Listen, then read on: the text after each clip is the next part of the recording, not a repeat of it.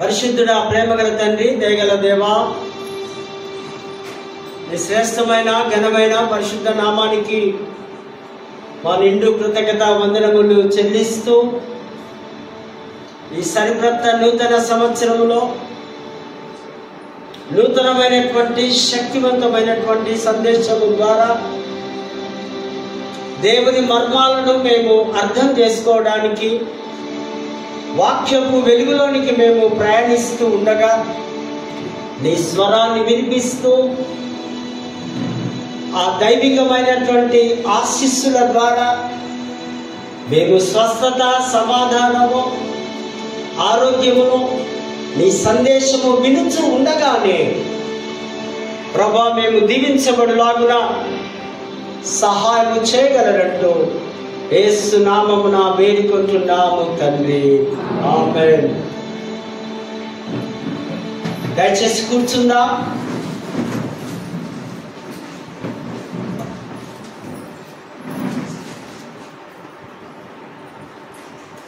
దేవుని పరిశుద్ధ నామానికి మహిమ కలుగును గాక. ఈ ఘనమైన శ్రేష్టమైనటువంటి ఈ ఉన్నతమైనటువంటి భాగ్యం, ఈ ధన్యత క్రీస్తు యొక్క వాక్యాన్ని బోధించడం, భయముతో భక్తితో వాక్యాన్ని వినడం, ఈ యొక్క ఘనత, ఈ ఆశీర్వాదం అనుగ్రహించినటువంటి అధ్యక్ష మండలపు పీఠాధిపతి గారైనటువంటి right reverend doctor and professor Reuben Mark తండ్రి గారికి, వైస్ చైర్మన్ బినిస్టర్ నాయ గారికి, మిగతా అధ్యక్ష మండలకు నాయకులకు, మరి మా తోటి గురువులు, క్లర్జీ, అధ్యక్ష మండలకు సంఘ పెద్దలందరికీ కూడా యేసుక్రీస్తు నామములో వారికి ఈ ఉదయకాల శుభములు, దైవాశీస్సులు తెలియపరుస్తూ చేసవేశ్రీ చర్చ్, జగదిరిగుట్ట పాస్టరేట్ సంఘము, మరి నాయకులకు అందరి కూడా యేసుక్రీస్తు పేరట మీకు ఈ ఉదయకాల శుభములు, దైవాశీస్సులు తెలియపరుస్తూ ప్రేమతో ఇట్టి ఘనమైనటువంటి ఆహ్వానాన్ని మీకు అందిస్తూ ఉన్నాను. క్రీస్తునందు ప్రేమైనటువంటి వారులారా, మరొకసారి మీకందరికీ నూతన సంవత్సరపు శుభములు, దైవాశీస్సులు ప్రకటిస్తూ ఉన్నాం. And also Epiphany greetings. January 6 Epiphany అని గ్రీక్ లో ఉంటారు ఈ మాట. ప్రత్యక్షత, ఇదొక పండుగ. ఈ ఎపిఫనీ శుభములు కూడా మీకు తెలియపరుస్తున్నాను.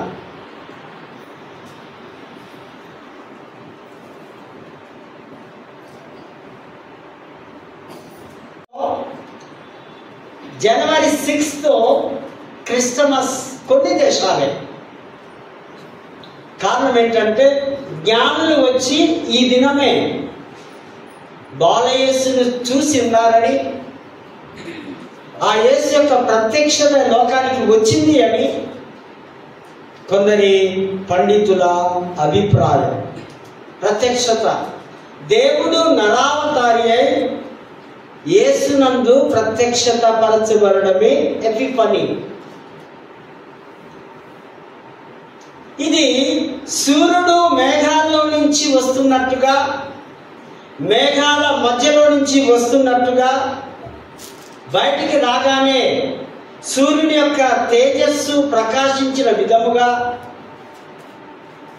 పరలోకము నుండి యేసు ప్రభు దిగి వస్తున్నటువంటి సందర్భాన్ని ఎపిఫనీ అని అన్నారు. క్రీస్తు యొక్క తేజస్సు బయలుపరచబడి ఉంది. యోహాను సువార్త 1:4 ఆయనలో జీవం ఉండెను, ఆ జీవము లోకమునకు వెలుగై ఉండేది. ఎపిఫనీలో వెలుగు ఉంది, జీవం ఉంది. అదే ఆయనే ప్రత్యక్షత కావడం. రెవల్యూషన్ ఇంగ్లీష్ వార్త. ఈ ఎపిఫనీ అనగా అది మరొక అర్థం సూచించుట లేకపోతే బయలుపరచబడుట. ఇది క్రైస్తవ లోకంలో, క్రైస్తవ కుటుంబంలో క్రిస్టమస్ పండుగ అయితే, ఈ ఎపిఫనీ అనేది ప్రపంచవ్యాప్తముగా ఇదొక పండుగ. ఇది యూనివర్సల్లో ప్రపంచంలో ఉండే సంఘాల యొక్క పండుగ ఎపిఫనీ. క్రీస్తు ఆయనే దిగి రావడం.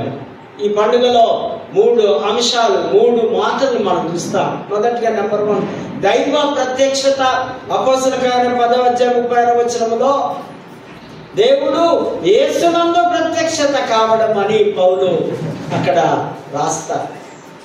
రెండవదిగా దేవుని రాజరికం. ఇది ప్రజలందరికీ ఆయన రాజుగా వస్తున్నాడని, ఆయన యూదులకు రాజుగా ఉన్నాడని, జ్ఞానులు ఈయన రాజు అని బహుమతులిస్తూ ప్రోస్కియో సాగిలపడి నమస్కరించడం. రాజరికానికి ఇది గుర్తుగా, సూచనగా ఉంది. మూడవదిగా చీకటిలో వెలుగు ప్రకాశించడం. పాపములో, చీకటిలో, అంధకారములో, బంధకాల్లో ఉన్నటువంటి మానవ జాతిని ఆ మహా వెలుగు సంబంధమైన క్రీస్తు ప్రత్యక్షత ద్వారా విడుదల కలిగింది అని ఎపిఫనీ యొక్క అర్థాన్ని ఇక్కడ మనము చూస్తున్నాం. అంతకుముందుగా మన అంశాన్ని మనం చూస్తే రక్షణ కొరకైన ప్రత్యక్షత, రెవల్యూషన్ ఫర్ సాల్వేషన్. 2 మాటలు ఇక్కడ మనం చూస్తున్నాం. ఒకటేమో రక్షణ, సోట రక్షకుడు, సోటియాలజీ రక్షణ శాస్త్రం. నెంబర్ 1. నెంబర్ 2 ప్రత్యక్షీకరణ. ఈ 2 మాటలను కొన్ని నిమిషాలు మనము ధ్యానం చేసిన పిదప లెసన్స్ లో కూడా కొన్ని నిమిషాలు మనము ముందుకు సాగుదాం.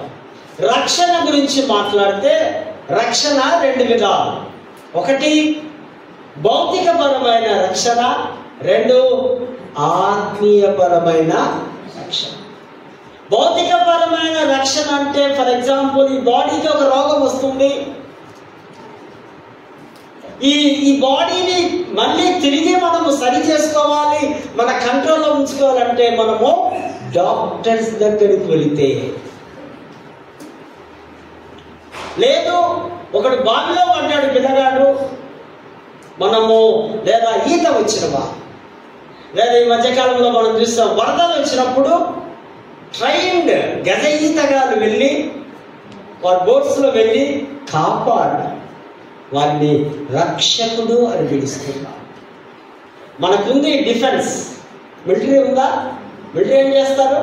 వేరే దేశాల నుంచి మన మీద వారు చేస్తుంటే సపరేట్ కూర్చొని ఉంటారా? మనం కూర్చుంటాం ఇంట్లో తలుపులు వేసుకొని, కానీ వారు మాత్రం ఫైట్ చేసి మనలను రక్షిస్తారు. ఈ రక్షణ భౌతికపరమైన రక్షణ. ఇది పేరెంట్స్ తన పిల్లలను రక్షిస్తూ కాపాడుతూ ఉంటారు. ఒక వయసు వచ్చి, ఒక యుక్త వయసు వచ్చేదాకా పిల్లలను రక్షించడానికి వారి యొక్క తల్లిదండ్రులు వారు చూపే విధానాన్ని ఇక్కడ మనం చూస్తూ ఉంటున్నాం. మరి రెండవదిగా ఆధ్యాత్మికమైన ఆత్మీయపరమైన రక్షణ. యేసు అంటే రక్షకుడు. వారి పాపం నుంచి రక్షించడానికి యేసు అనే ఈయనను దేవుడి లోకములోనికి పంపడం. ప్రతి మానవ జాతిలో ఉండే ఎన్ని రకాలైనటువంటి పాపాలు ఉన్నాయో వాటన్నిటినీ కడగడానికి ప్రభు తన రక్తాన్ని వాడుకొని, తన రక్తాన్ని చిందించి మనలందరినీ శుద్ధిని చేసినట్టుగా మనం చూస్తాం. రక్షణలో ఏమేమి ఉన్నాయి?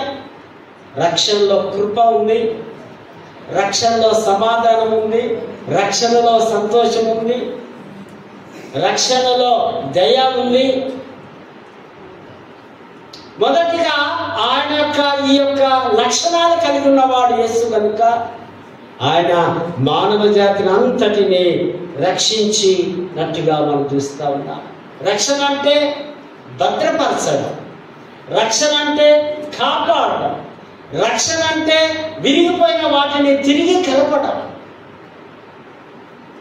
రక్షణ అంటే ప్రతినిత్యము తను నిద్రపోకుండా దేవుడు ఆ కీర్తన గ్రంథములు కూడా మనం చూస్తాం. నిన్ను కాపాడువాడు కనుకను నిద్రపోడు. మనమేమో హాయిగా రెస్ట్ తీసుకుంటాం, మనమేమో హాయిగా ఏసీలో పడుకుంటాం, కానీ దేవుడట నిన్ను నన్ను కాపాడాలి కనుకనే ఆయనే రక్షకుడు. ఈ రక్షణ శాస్త్రములో ఆయనకున్నటువంటి లక్షణాలను మనము ఇక్కడ గమనిస్తూ ఉంటున్నాం. ఈ రక్షణ కార్యం సిలువ కార్యము ద్వారా పరిపూర్ణము చెంది ఉంది. సిలువలో ఆయన చేసిన సిలువ కార్యం ప్రాణత్యాగము చేస్తున్నాడు కనుక నీవు నేను రక్షింపబడ్డా. సిలువ బలి సిలువ త్యాగం లేకపోతే మానవ జాతికి రక్షణ లేనే లేదు. ఈ సిలువ కార్యము ద్వారా తిరిగి దేవుడితో మనము సమాధాన పడ్డాం. ఒకప్పుడు దేవుడికి తిరుగుబాటుదారులుగా, ఒకప్పుడు వ్యతిరేకముగా దేవుడి నుంచి దూరమైపోయిన మానవుని దేవుడు తన కుమారుని పంపి ఈ రక్షణ ప్రణాళికలో నిన్ను నన్ను దేవుడు పిలుచుకున్నాడు, ఏర్పరచుకున్నాడని లేఖన భాగాన్ని ఇక్కడ మనం చూస్తున్నాం. రక్షణ కార్యం క్రైస్తవ జ్ఞానానికి కేంద్రమని, రక్షణ లేకపోతే క్రైస్తత్వమే లేదు అని కార్ల్ డాగ్ అనే జర్మనీ పండితుడు తెలియపరుస్తున్నాడు. మరి రెండవది పాల్ టిలక్ అనే ఈయన క్రైస్తవ సిద్ధాంతానికి అనగా ఈ హృదయానికి సమీపముగా ఉండేవాడు. క్రిస్టియాలజీ, క్రీస్తు శాస్త్రము మన హృదయంలో అంచెన ఉంది కనుక మనము రక్షింపబడ్డా. మరి ఓసి థామస్ అని ఆయన కూడా అంటాడు, సృష్టి, రక్షణ, లోకం ఇవన్నీ పరిపూర్ణత మూడు కలిగి సంపూర్ణంగా ఉన్నాయి కనుక రక్షణ దేవుడు మనకు అనుగ్రహించాడని ఓసి థామస్ అనే పండితులు, వేదాంతులు వారి యొక్క అభిప్రాయాన్ని తెలియపరుస్తున్నారు. రక్షణలో ఉండాలా? కొన్ని సంఘాల వారు అడుగుతూ ఉంటారు, మంచి క్వశ్చన్. ప్రాముఖ్యంగా వివాహ టైంలో అమ్మాయి రక్షింపబడ్డదా, ఈ అబ్బాయి రక్షింపబడ్డాడా? రక్షణ ఎక్కడి నుంచి వస్తుంది? కేవలము యేసు నుంచే రక్షణ వస్తుంది. యేసు రక్తంలో కడగబడినప్పుడే నీవు నేను రక్షణలో ఉన్నామనే మాటను మీకు నేను తెలియపరుస్తూ ఉంటున్నాను. ఈ రక్షణ విమోచనలో గ్రీకు భాషలో హీబ్రూలో 3 పదాలు వాడారు. గాల్ అనేది నెంబర్ 1, నెంబర్ 2 ఫదహ్, నెంబర్ 3 కఫహ్.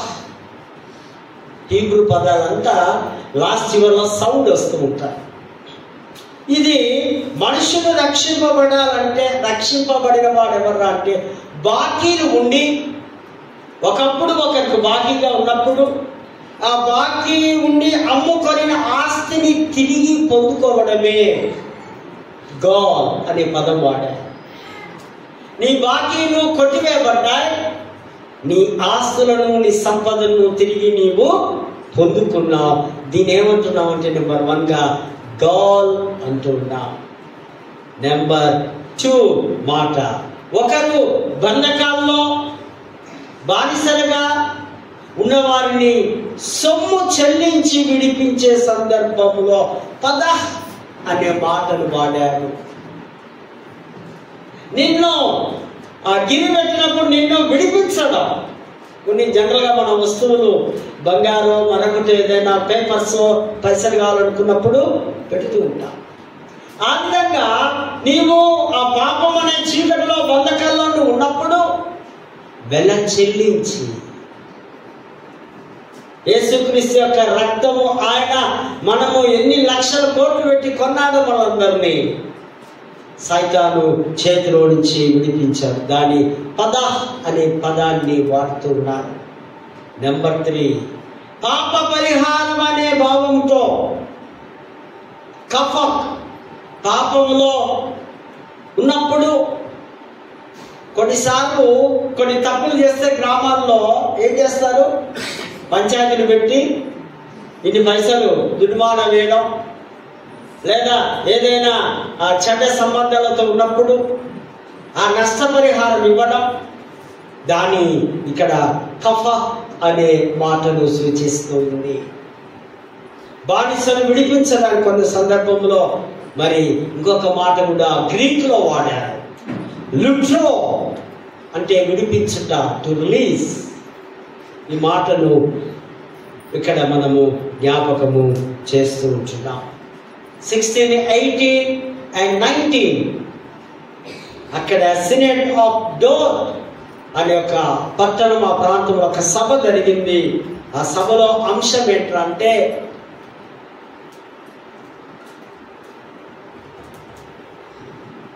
క్రీస్తునందు విమోచన అని కొందరు ప్రతినిధులు కొన్ని తీర్మానాలు చేయడం జరిగింది. క్రీస్తునందు విమోచన. అక్కడ వాళ్ళు రాస్తున్న మాట, Christ death was sufficient for all but efficient for the elect. మళ్ళీ చదువుతారు. Christ death was sufficient for all but efficient for the elect. క్రీస్తు మరణం అందరి కొరకైనదే, కానీ ఎన్నుకోబడిన కొందరు మాత్రమే రక్షింపబడతారు. అందరి కొరకు ఆయన చనిపోయాడు, కానీ అందులో కొందరికి మాత్రమే. అప్పుడు ఆ మాట అన్నప్పుడు కొద్దిమంది కొన్ని క్వశ్చన్స్ వేస్తున్నారు, కొన్ని ప్రశ్నలు. ఆయన అందరికీ రక్షణ ఇవ్వడా, ఆయన కొందరికే ఇస్తాడా అన్నప్పుడు కొన్ని బైబిల్లో నుంచి కొన్ని మాటలు కూడా మనము గమనించవలసిన అవసరం ఉంది. కొందరి కొరకే విమోచన లేదా కొందరి కొరకే రక్షణ మనకు తెలుసున్నదు. యోహాను సువార్త 10వ అధ్యాయము 11వ వచనములో ఆయన తన గొర్రెల కొరకు తన ప్రాణము పెట్టును అనగా ఏ గొర్రెలైతే ఉన్నాయో, ఏదైతే వెంబడిస్తున్నాయో, నన్ను అనుసరిస్తున్నారో వారికి మాత్రమే నా ప్రాణం పెడుతున్నా, వారిని మాత్రమే నేను ఎలక్ట్ చేసుకున్నా అన్నది ఇక్కడ మనకు అర్థమవుతుంది.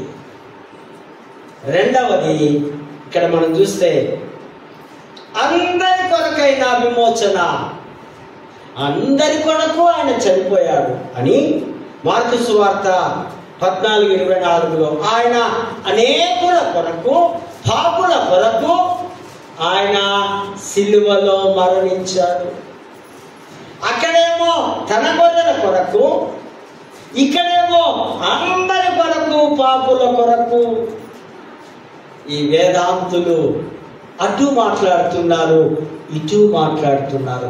కానీ యేసు ప్రభు ఒక సందర్భంలో ఆయన ఆయన ప్రేమించే వారి కొరకు ప్రాణం పెట్టడం, మరొక సందర్భంలో అంటాడు, నా దొడ్డివి కాని గొర్రెలు, నా దొడ్డి నా మందలోనికి తీసుకొని రండి అనగా అనేకులకు, ఆ యొక్క యూదేతరులకు లేదా అన్యులకు నా గేట్ ఓపెన్ అయింది, నా డోర్ ఓపెన్ అయింది కనుక విమోచన అందరి కొరకు అన్నది మనం ఇక్కడ అర్థం చేసుకోవలసిన అవసరత ఉంది. మరి రోమా 1:16 రక్షణ కలుగజేయుటకు అది దేవుడి శక్తి అయి ఉంది. ఈ రక్షణ ఇచ్చేది ఒక దేవుడి శక్తి మాత్రమే తప్ప మరి ప్రపంచంలో ఏ శక్తి లేదని సూటిగా తేటగా దేవుడి వాక్యము మనతో మాట్లాడుతూ ఉంది. రక్షణ యొక్క మార్గాలు, ఏ విధంగా రక్షణ పొందుకోవాలి? క్రీస్తును విశ్వసించటము ద్వారా. నెంబర్ 1, విశ్వాసం లేకుండా మనం గుడికి వచ్చినామా? ఎవరైనా ఉన్నారా? మీకు అందరికీ ఏముంది? ఫెయిత్ ఉంది. ఆయనే రక్షకుడు, ఆయనే దేవుడు, ఆయనే మనల్ని క్షమించేవాడు, ఆయనే మనల్ని కాపాడేవాడు, ఆయనే మాకు ఆరోగ్యం ఆయుష్ ఇచ్చేవాడు. విశ్వాసము ద్వారా, విశ్వసించడం ద్వారానే, కృప ద్వారానే, బాప్తిజము ద్వారానే, మారు మనసు ద్వారానే ఈ యొక్క రక్షణ వస్తూ ఉంది. రక్షణలో అనేకమైనటువంటి స్టెప్స్ ఉన్నాయి. ఒక్కొక్క స్టెప్స్ మనం ఎక్కుకుంటూ మీదికి వెళ్ళాలి. రక్షణ అందరికీ వస్తూ ఉంది. రెవల్యూషన్, ప్రత్యక్షత, గ్రీకులో అపోకోపలిస్. ప్రకటన గ్రంథం అంతా దైవ ప్రత్యక్షత, క్రీస్తు ప్రత్యక్షతని మనము చూస్తూ ఉంటున్నాం. ఈ ప్రత్యక్షత గురించి ఇప్పుడు రక్షణ అనే ఆ సబ్జెక్ట్ అంశంలో నుంచి ఇప్పుడు మనము ప్రత్యక్షతలోనికి వెళుతూ ఉన్నాం. దేవుడు, మానవుడి, లోకం అనే ఈ 3 అంశాలు కలిపే దైవ ప్రత్యక్షత. ఒకవైపు దేవుడు ఉన్నాడు, మరొక వైపు లోకం ఉంది, మరొక వైపు ఈ యొక్క మానవుడు ఉన్నాడు. వీరు ముగ్గురు కలిపే దీని దైవ ప్రత్యక్షత, రెవల్యూషన్ ఆఫ్ గాడ్. దేవుని యొక్క ప్రత్యక్షత మనకి ఇందులో కనిపిస్తుంది.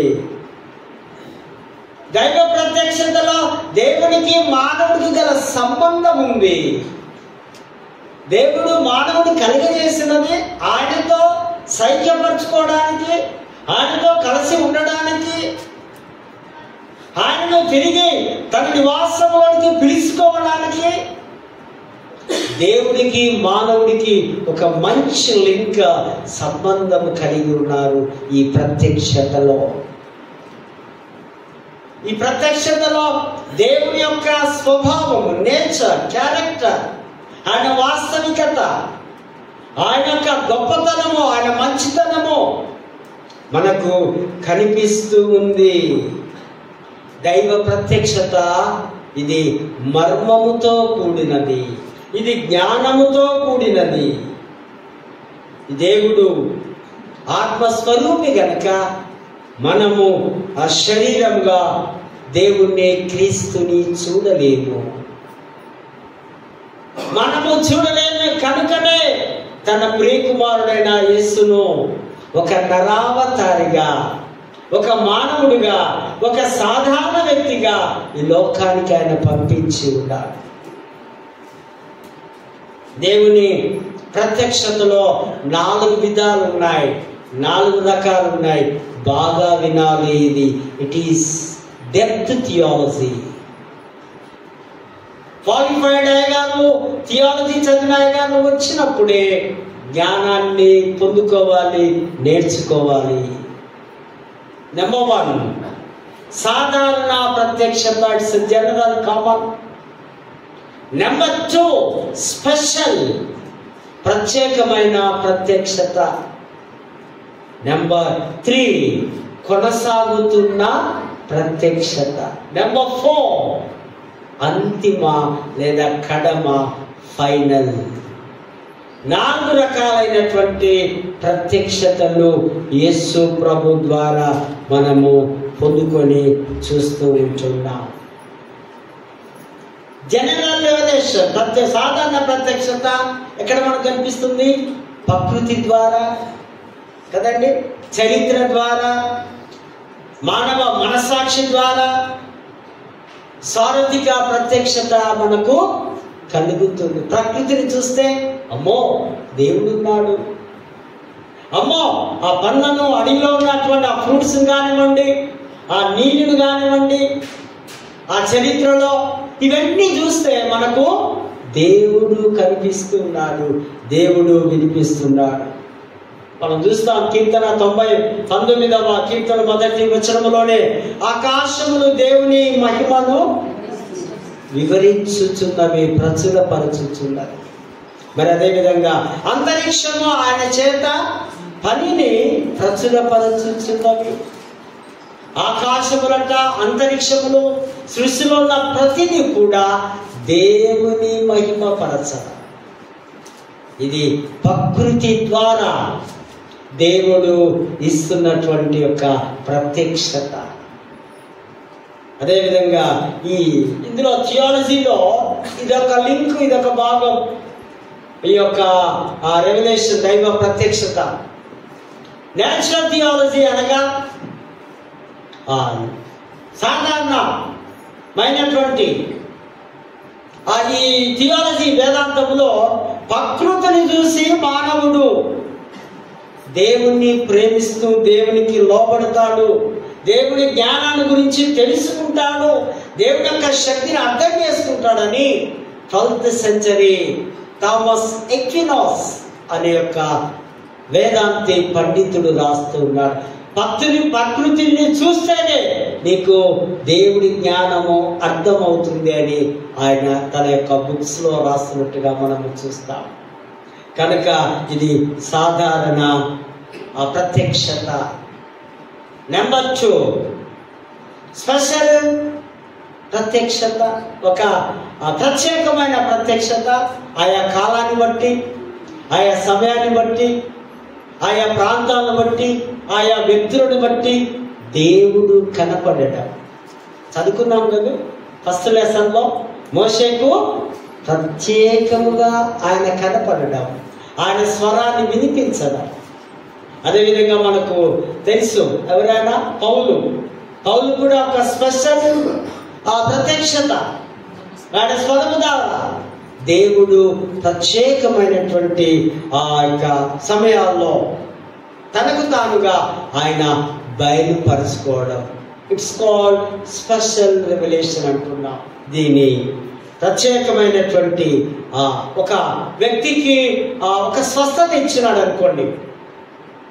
అప్పుడు స్వస్థత ఇచ్చినప్పుడు ఆయన దేవుని గణపరుస్తూ, నన్ను ప్రత్యేకంగా దేవుడు ముట్టి ఉన్నాడు, నాకు ఆరోగ్యం వచ్చి ఉంది.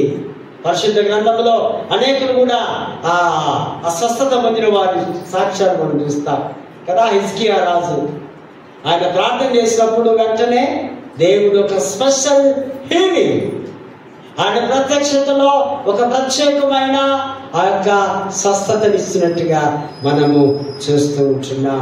ఇది మరి పాపాన్ని, దోషాన్ని పోగొట్టడం, రక్షణ, సమాధానం కూడా అనుభవించడం. దేవుని నిండు ప్రత్యక్షత యేసుక్రీస్తే ఉన్నాడు అనే మాటను ఇక్కడ మనం చూస్తాం. యోహాను సువార్త 14:9లో నన్ను చూసిన వాడు నా తండ్రిని చూసినట్లే. ఆయనను చూస్తే తండ్రిని చూసినట్లు. యూదులు కొన్నిసార్లు అడుగుతూ ఉంటారు, మాకు తండ్రిని కనపరచవా, మాకు తండ్రిని చూడాలన్నప్పుడు, శిష్యులు అన్నప్పుడు ప్రభు అదే మాట ఇక్కడ రాసి, నన్ను చూడండి, నా బోధన వినండి, నా మార్గమున మీరు ప్రయాణించండి, మీకు స్వస్థత కలుగుతూ ఉంది, మీకు ఒక ప్రత్యక్షత కలుగుతూ ఉంది అని దేవుని వాక్యాన్ని ఇక్కడ మనం చూస్తున్నాం. ఇందులో 2 కోణాలు మనకున్నాయి దైవ ప్రత్యక్షతలో. ఈ నెంబర్ 2లో స్పెషల్ రెవల్యూషన్. నెంబర్ 1 మానవుడికి వెలుపల జరిగించే ప్రత్యక్షత. అనగా మానవునికి తెలియకుండానే, మనుషులకు తెలియకుండానే దేవుని అపారమైనటువంటి కాపుదల, ప్రమాదాల నుంచి, అపాయాల నుంచి దేవుడు కాపాడు. ఫర్ ఎగ్జాంపుల్, రోడ్డును వెళుతున్నాం, జస్ట్ త్రుటిలో తప్పిన ప్రమాదం అన్నట్టుగా బైకో కారో ఒక హాఫ్ ఇంచ్లోనే మన నుంచి తప్పిపోవడం. మనకు తెలియదు అపాయం వస్తుందని. వెంటనే దేవుడు వెలుపల ఉంది. నువ్వు చూడకపోయినా, నువ్వు కళ్ళు మూసుకొని ఉన్నా, నువ్వు అజ్ఞానునిగా ఉన్నా, దేవుడు మాత్రం జ్ఞానవంతుడు కనుక నిన్ను ఆయన తప్పించడానికి తన ప్రత్యక్షత కనపరుస్తున్నాడు. తర్వాత దేవుని ప్రత్యక్షత, మానవుడు క్రీస్తును అంగీకరించినప్పుడు, సొంత రక్షకునిగా ఒప్పుకున్నప్పుడు, విశ్వాసము 100% ఉన్నప్పుడు, మార్పు చెందినప్పుడు, ఆయన పరిశుద్ధాత్మ శక్తి వారి మీద వచ్చినప్పుడు వారికి ఒక ప్రత్యేకమైన ప్రత్యక్షత ఆయన అనుగ్రహిస్తారు. ఒక నూతన వ్యక్తిగా మార్చబడ్డప్పుడు నీవు ఎటువంటి వ్యర్థమైన మాటలు కానీ, చెడు మాటలు కానీ, నీ నోటి దురుసు కానీ అందులో మనకు కనిపించదు. కారణం ఏంటంటే నీవు క్రీస్తు చేత పరిపూర్ణంగా నీవు విశ్వసించబడ్డావు, రక్షింపబడ్డావు. ఇట్ ఈస్ స్పెషల్ రెవల్యూషన్ అని ఇక్కడ మనము చూస్తూ ఉంటున్నాం. మూడవదిగా కొనసాగుతున్న ప్రత్యక్షత, కంటిన్యూషన్. ఈ యొక్క రెవల్యూషన్ కొనసాగుతూ ఉంది. ఈ ప్రాసెస్ ఎండ్ లేకుండా ఉంది. ఈ ప్రక్రియ నిరంతరం కొనసాగుతుంది. కొనసాగడం అంటే చూడండి, కొనసాగే ప్రక్రియ. బైబిల్ నందు ప్రవక్తలు ఉన్నారు. ప్రవక్తల ద్వారా, అపోస్తలుల ద్వారా, సేవకుల ద్వారా, వారి బోధన ద్వారా, వారి మాటల ద్వారా, వారు చేసిన సేవ ద్వారా, ఇవన్నీ కూడా కొనసాగుతున్నటువంటి ప్రక్రియ. రెండవది సంఘ బోధలు, గురువుల బోధలు, సంఘ ఆచారాలు, సంఘ పద్ధతులు, సంఘ క్రమము. సంఘంలో చాలా క్రమముగా ఈ దేవుని కుటుంబంలో ఏ ఒక్కరు కూడా జారిపోవడానికి, పాడైపోవడానికి వీలు లేదు. ఈ సంఘ ఆచారాలు, బోధలు మిమ్మల్ని ఆకట్టుకుంటాయి, మిమ్మల్ని కాపాడుతాయి. ఇది కొనసాగుతున్నటువంటి ఈ ప్రత్యక్షత ఒక తరం నుండి మరొక తరానికి. బైబిల్ ఒక చాప్టర్ నుంచి మరొక చాప్టర్కు చదువుతున్నట్టుగా ప్రార్థన ద్వారా, ఐక్యత ద్వారా ఈ తరం వెంబడి తరము కొనసాగడమే ఈ యొక్క ప్రత్యక్షత అని మనము అర్థం చేసుకోవలసిన అవసరం ఉంది. ఇది నిరంతరము ఆగిపోయేది కాదు, సాగిపోయే ప్రత్యక్షత. దేవుని కృప చేత, దేవుని యొక్క సంకల్పము చొప్పున సంఘ జీవితము సాక్ష్యము ద్వారా కదా. 31st నైట్ ఎన్నో సాక్ష్యాలు మనం విన్నాం, బలమైన సాక్ష్యాలు విన్నాం. ఈ సంఘము కొనసాగింపబడుతుంది. ఈ కొనసాగే ప్రక్రియలో దేవుడి యొక్క మాటలు ఇక్కడ మనము చూస్తూ ఉంటున్నాం. నాలుగవదిగా అంతిమ ప్రత్యక్షత, ఫైనల్. దీనే ఏమంటున్నాం? రెండవ రాకడ. నన్ను పొడిచిన వారు చూస్తారు కదా. Behold I am coming soon. నేను త్వరగా వస్తూ ఉన్నాను. నన్ను అందరూ చూస్తారు, ఓపెన్ గా చూస్తారు. యేసు ఎలా ఉంటాడో చూస్తాడు. ఆయన మహిమ శరీరముతో దిగి రావడం. ఈ శరీరం కాదు, ఈ కన్ను కాదు, కళ్ళతో చూడం. దేవుడిచ్చిన ఆ ఆత్మీయ మహిమ శరీరంతో అందరము చూస్తారు. ఆయన మహిమతో తిరిగి రావడం, ఈ తిరిగి వస్తున్నటువంటి దైవ ప్రత్యక్షత. నేను త్వరగా వచ్చుచున్నానని ప్రకటన గ్రంథములో చూస్తున్నట్టుగా మనము ఇక్కడ చూస్తున్నాం. ప్రేమైనటువంటి వారు, ఈ 4 ప్రత్యక్షతలు లేదా రక్షణ, ఈ సబ్జెక్ట్స్ మనము జాగ్రత్తగా క్రీస్తు యొక్క రాకడలో మనము పదే గుర్తు చేసుకోవాల్సిన అవసరత ఉంది. నిర్గమ లెసన్స్ లో చూస్తే నిర్గమాకాండం మనం ఎన్నో పర్యాయములు విన్నాం, చదువుకున్నాం. అయినా మరొకసారి కొన్ని నిమిషాలు చెప్పి నేను ముగిస్తాను. ఇశ్రాయేలు రక్షణ కొరకు మోషేకు కలిగిన ప్రత్యక్షత. మోషే ఆయన ఆల్రెడీ 40 years అయిపోయింది ఏజ్. ఆ రాజభవనంలో ఐగుప్తు దేశంలో ఉన్నాడు. అక్కడి నుంచి ఒక పనిష్మెంట్ రీతిలో, ఒక పాపపు స్వభావముతో, ఒక అంధకార జీవితంలో ఉండి పారిపోయి ఆయన ఇత్రో అనే మామ ఆ ప్రాంతానికి వచ్చి గొర్రెలు కాస్తున్నటువంటి పరిస్థితిలో దేవుడికి అంతకు ముందుగా ఇజ్రాయెల్ యొక్క మొరను వారు విన్నారు. ఏంటా మొర? వారు ప్రార్థన చేస్తున్నారు, ప్రభువా దేవా మమ్మల్ని విడిపించు, ఈ బానిస చీకటి బ్రతుకుల్లో నుంచి, ఈ పాపపు జీవితంలో నుంచి, మేమందరము బానిసలంగా ఈ ఫరో రాజు చేతిలో రాజ్యంలో ఉన్నాం. మొరపెట్టడం అంటే చేసిందే పదే పదే పదే పదే దేవుడికి చెప్పడం, విసుగు లేకుండా, ఒక మాటలో విసుగక ఎడతెగక దేవుడు విని మోషే దగ్గరికి వచ్చి మోషేతో ఆయన అంటున్నాడు, ఇత్రో మందను కాస్తున్నాడు, దేవునితో ఏకాంతంలో అరణ్య ప్రాంతంలో కాస్తూ ఉంటే దేవుడి యొక్క స్వరాన్ని విన్నాడు, దేవుని యొక్క పిలుపును విన్నాడు. ఆయనకు ఇది శిక్షణ కాలం. కొత్తగా 18, 17, 16 ఇయర్స్లో 10 పాస్ కాగానే వీటిలో చిన్న చిన్న పిల్లలు వెళ్తారు కదా, వారికి మీసాలు కూడా ఉండవు, చిన్న పిల్లలు. అప్పుడు చాలా వారి బాడీ అంతా ఎక్సర్సైజ్ చేయడానికి బాగా అంగీకరిస్తుంది. వారికి ఆ యొక్క శిక్షణ,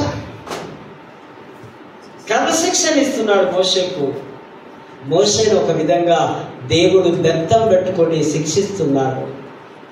మోషే ఆయన ఆ కష్టాల గుండాల ప్రయాణం ఉంది. యెహోవా దూత అంటే సాక్షాత్తు దేవుడే దిగి రావడం, వచ్చి ఆయన ఒక పొగ మండుచున్న ఒక అగ్ని శ్రమలకు, శోధనలకు, కష్టాలకు సూచనగా ఉంది. ఆయన రాస్తున్నాడు. ఆ యొక్క హీబ్రూ పదములో ఆ మాటను మనం చూస్తాం. సెనేహ్ అంటే పొద. ఈ సెనేహం కాలిపోవడం లేదు. ఏదైనా అగ్ని పొదల్లో మనం మంట పెట్టామనుకుంటే ఏమవుతుంది? బూడిద వస్తుంది, కానీ పొద కాలిపోవడం లేదు. ఆశ్చర్యమవుతుంది. మోషే స్వరం వినిపిస్తూ ఉంది, పరిగెత్తుకుంటూ వెళ్ళాడు. అంటే అంటున్నాడు, నీవు అక్కడ 2 మాటలు చెప్తాడు, దగ్గరకు రావద్దు, నీ చెప్పులు విడు. దగ్గరికి ఎందుకు రావద్దు? నువ్వు పాపములో ఉన్నావు, నీవు హంతకుడవు, నీకు ఇంకా మార్పు లేదు, నీకు ఇంకా మారు మనసు లేదు. కానీ నిన్ను నేను కడిగిన ముత్యము వలె, నిన్ను నేను శుద్ధినిగా చేయడానికి ఇష్టపడుతూ ఉన్నా. నువ్వు జస్ట్ ఇప్పుడు నువ్వు దూరంగా ఉన్నాడు. తర్వాత నీ పాదములకున్న చెప్పులు తీసివేయి. ఇది దేవుడు నివసిస్తున్న ఈ పరిశుద్ధ స్థలమందు పాపి వేసుకున్న ఏ ఆభరణములు కానీ అవి దేవుడి సన్నిధానం దగ్గరికి తీసుకొని రాకూడదు. కారణం నేను పరిశుద్ధుడని. నీవు పరిశుద్ధుడు అయినంత వరకు కూడా నీకు నాకు డిస్టెన్స్ మెయింటైన్ కావాలి. కనుకనే నీవు దూరముగా ఉండుంటున్నావు. 5వ వచనంలో చూస్తాం, పరిశుద్ధ ప్రదేశం, పరిశుద్ధుడిని కనుక ఆ పాపము చెందుతున్న నీ నుంచి మాకు ఆ చెప్పులు పాపం విడుచుటకు, వారు గౌరవించుటకు గుర్తుగా ఉన్నాయి. దేవుని గౌరవించడానికి నీ ఉన్న బలముగానే ప్రభు దగ్గరికి రావాలి. మరి 7వ వచనంలో, నా ప్రజల బాధను చూసి తిని, వారి హింసలు, బాధలు, కష్టములు అవన్నీ నేను చూసి ఉన్నా. నీవు వెళ్ళాలి ఎక్కడికి? నీవు అక్కడికి వెళ్ళి వారిని విడిపించాలి. పాలు తేనెలు ప్రవహించు దేశానికి, అనగా ఇక్కడ పాలు తేనెలు అనగా మంచి వ్యవసాయకరమైనటువంటి, ఆరోగ్యకరమైనటువంటి వ్యవసాయానికి సమృద్ధిని కలుగజేసే ఆ భూమిని, ఆ వాటర్ను, ఆ ఏరియాని, ఆ ప్రాంతాన్ని మీకు నేను ఇస్తూ ఉన్నాను. నీ వెళ్ళి వారికి చెప్పు అన్నప్పుడు ఈయన ఏం చెప్తాడు? సాకులు చెప్తాడు కదా. నాకు నోరు లేదు, నాలుక లేదు కదా, నేను సరిగా మాట్లాడలేను, నేను నత్తివాడను, ఏదేదో చెప్తే దేవుడు అవన్నీ వినలే. ఒక మాట, మంచి మాట 12వ వచనంలో, నేను నీకు తోడై ఉంటాన్న మాట బైబిల్లో మరెక్కడ చూస్తాం మనం? ఎవరి దగ్గర? యేసేపుకు తోడై ఉంటా. జైల్లో పోతున్నప్పుడు కూడా యేసేపు ఏం భయపడలే కదా. మనమైతే భయపడమా? భయపడతాం, ఎన్నో ప్రయత్నాలు చేస్తాం. కానీ యేసేపు కట్ట, నువ్వు వెళ్ళు, నువ్వు ఎవరిని వస్తావా, నీకెందుకు? నేను ఉన్నవాడను, దట్ ఐఎమ్ దట్, నేను ఉన్నా ఎప్పటికీ నీతో, నా పేరుతో నీకు వారికి అవసరం లేదు, ఉన్నవాడని చెప్పు. నువ్వు ఎప్పుడు కావాలా, ఎక్కడ కావాలంటే అక్కడికి వచ్చి ఉంటా. ఆయన యాహ్వే అన్నారు, దేవుడు. యాహ్వే, ఎలోహీ, చాలా వర్డ్స్ హీబ్రూలో, గ్రీకులో మనం చూస్తాం. నేను ఉన్నవాడను, యాహ్వేని, నిజమైన సజీవమైన దేవుడి సన్నిధి ఉన్నట్టుగా ఆ చరిత్ర అంతా మనకు తెలుసు. మరి అపోస్తల కార్యంలో కూడా చూస్తే ఆ మిషనరీ జర్నీ, పౌలు సెకండ్ మిషనరీ జర్నీలో తిమోతిని విడుచుకుంటాడు. తిమోతి తండ్రి గ్రీసు దేశస్థుడు. గ్రీసు దేశస్థులకు సున్నతి లేదు. సున్నతి కావాల్సిన ఎవరికి? యూదులకు మాత్రమే. యూదులకు కంపల్సరీ.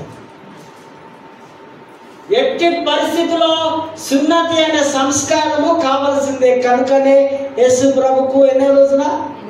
8వ రోజున. కనుక పౌలు ద్వారా తిరిగి సున్నతి కావాలి, సున్నతి అవసరము. ఈయన తన మిషనరీ జర్నీలో పౌలు కంటాడు, నేను సువార్తకు ఆసియా ప్రాంతానికి వెళ్ళాలని ఆయన అనుకుంటే పరిశుద్ధాత్మ దేవుడు, అక్కడికి నువ్వు వెళ్ళొద్దు, నువ్వు అంతియోకయకు వెళ్ళు, అక్కడ సంఘం, అక్కడ పెద్దలు నీ కొరకు వెయిట్ చేస్తున్నా. తిమోతిని తీసుకొని, తిమోతిని నా కన్న కుమారుడా అంటూ తిమోతికి చక్కటి వాక్యాన్ని బోధ నేర్పించి ఆయనను పాస్టర్గా చేసినట్టుగా మనము చూస్తూ ఉంటున్నాం. అదేవిధంగా మరి మనము అక్కడ గమనించినట్లయితే యోహాను సువార్తలో 12వ అధ్యాయంలో గ్రీసు దేశస్థులు